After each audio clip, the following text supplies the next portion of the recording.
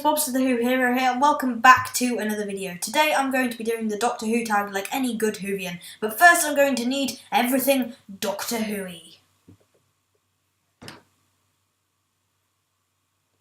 Hey Whovians, Bobs of the Who hero here, and today I'm going to be doing the Doctor Who tag.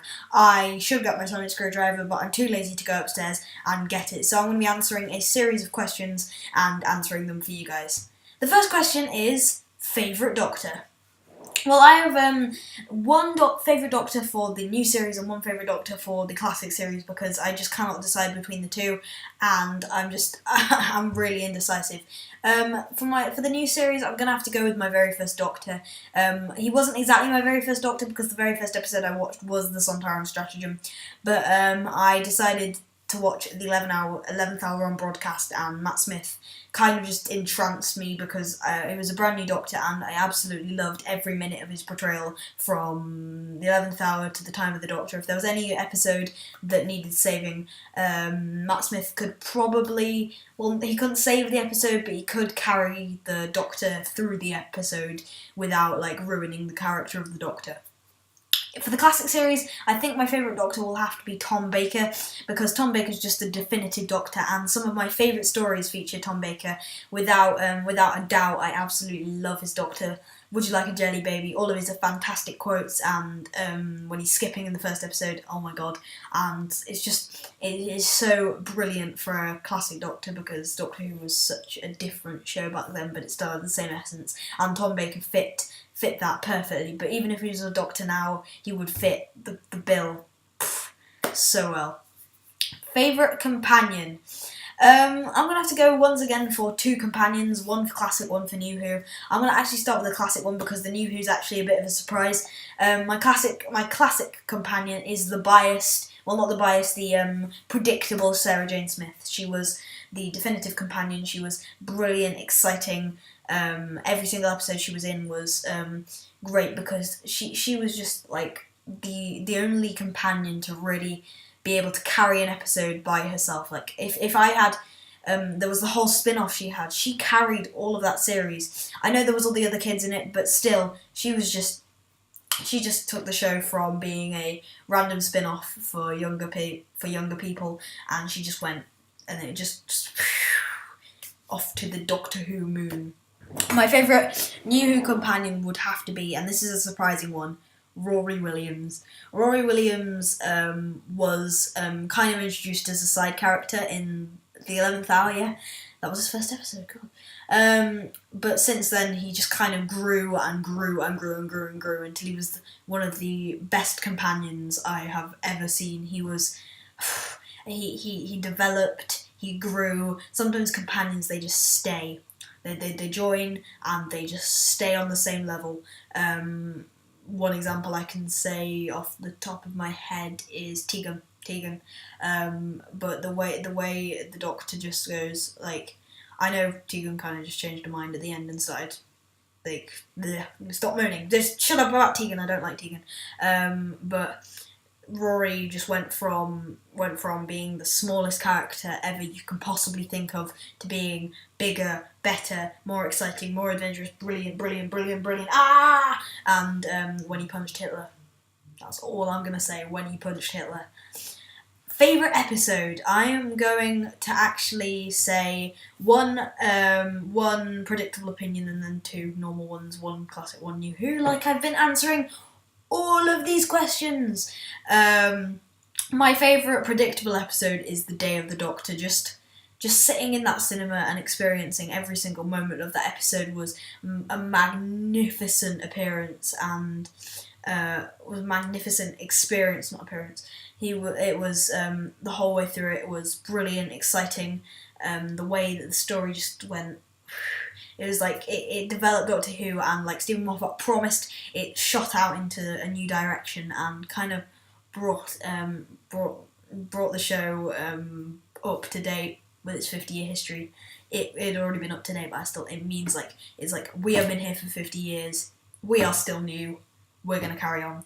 My favourite like non-predictable new Who episode is actually the series 3 finale, so The Sound of the Drums and The Last of the Time Lords, because the Master is just, oh my god, the episode, the monsters, all the things, all of the elements. Martha's character development is great. The Doctor's aging and the fact that the Doctor's helpless, and just the dance sequences. When the Master puts that music on, he's ready to boogie. And I love that episode. I love every single minute of that two-parter. My favourite classic episode is a predictable one again, Genesis of the Daleks, and one reason I say Genesis of the Daleks is the moral dilemma that the Doctor has. Tom Baker has like the biggest moral dilemma ever, and it's brilliant, and the whole story just, you never lose interest in it. Davros is brilliant, and I know that the rumours that have been going around probably aren't true, but if Davros did return as a child, I'd be absolutely gobsmacked and brilliant, and I just think it was brilliant. But still, I don't like the idea of the Doctor trying to kill him. Favourite villain? Well, previously there might have been a bit of a hint beforehand in the favourite episode 1. It's the Master. The Master, because it has so many incarnations, just like the Doctor, you can have your favourite incarnation of the Master, and at the moment I'm pretty sure, after recently rewatching the episode that I talked about just then, John Sim is the best Master I have ever seen. I've seen Roger Delgado, I have seen Anthony Ainley. Yeah, I think I've seen a couple of them. I haven't seen many of the Fourth Doctor ones, the ones that span through the beginning of the Fourth Doctor era, like all of that stuff. But still, it was the Master is one of the best villains, just because he's practically the Doctor's equal. He's like I said, people have been making the comparison Moriarty to Sherlock, and I think that is the perfect comparison. Favourite TARDIS interior is the next question. I'm pretty sure that my favourite TARDIS interior is actually all of them. Every single TARDIS interior. It's kind of unfair to ask us what our favourite TARDIS interior is, because the TARDIS interior really changes. It's got its own depth in every single version of it. When it changes, it feels 10 times better every time you bring it back. But then the one before it feels 10 times better than that one, and it just goes into an infinite loop of 10 times betterness. If I had to choose a specific favourites, I would have to choose Matt Smith's first TARDIS and the First Doctor's TARDIS, because the First Doctor's TARDIS was just so sleek and so perfect. And I don't even know what it. And thanks to an adventure in space and time, I now know what the colours of the set were, and I'm so grateful for that, because the set still looks sleek. I just thought maybe it could be because of the black and whiteness, but the set is just perfectly sleek. Favourite era of the show? I'm assuming this means either showrunner or decade. But I'd have to say, I know this is an unpopular opinion. I might actually do an unpopular opinion video about this, but I like the Stephen Moffat era the best. And I am going to do a video about Stephen Moffat on Sunday. That'll be going up on Sunday. But one thing about Stephen Moffat is he can be terrible, but yet he can be hilarious. His stories can be hilariously entertaining all at the same time. And the way that the stories are crafted, and I say crafted specifically in the Moffat era, is brilliant. And I know I might be slightly biased because he was my first era. I'm gonna for my next question, it's favourite pre and post regeneration story.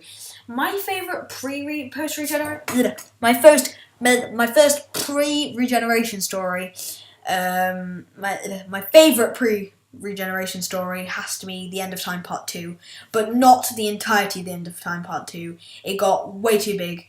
I did love the Master in it, but it got way too way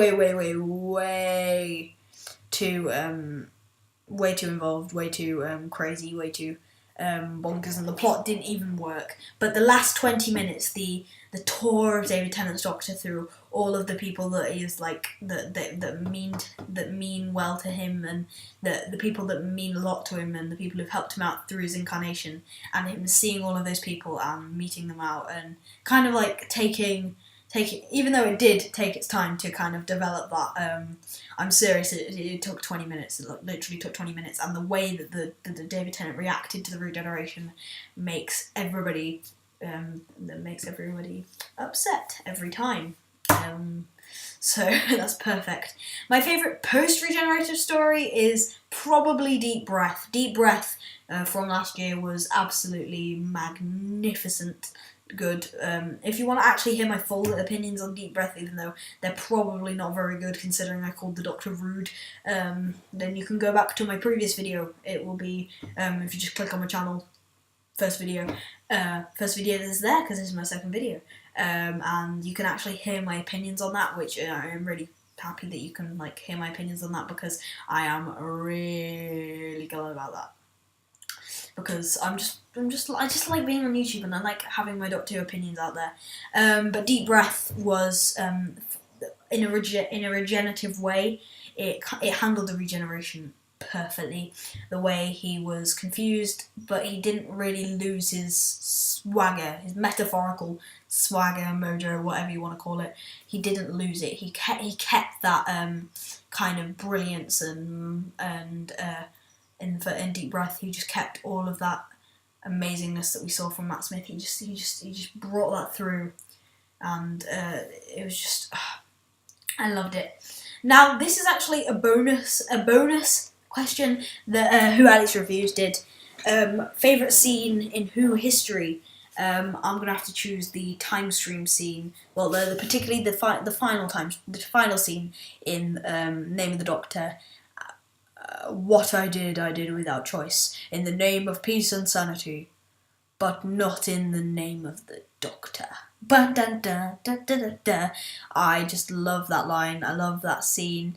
I haven't seen that episode for a while, so as you can see, I did actually. Oh, my eyes.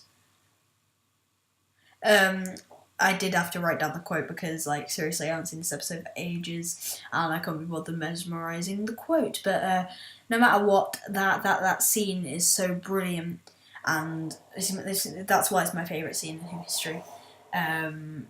Just go and watch that scene and deny me that it is not epic, and tell me that it is not epic.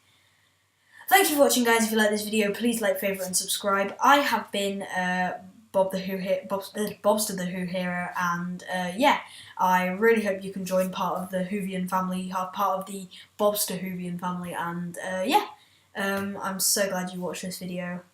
If you enjoyed it, then just comment below, tell me what you think. What would be your answers to these questions, and why? What do you want to do? What do you want to think? What do you want to say?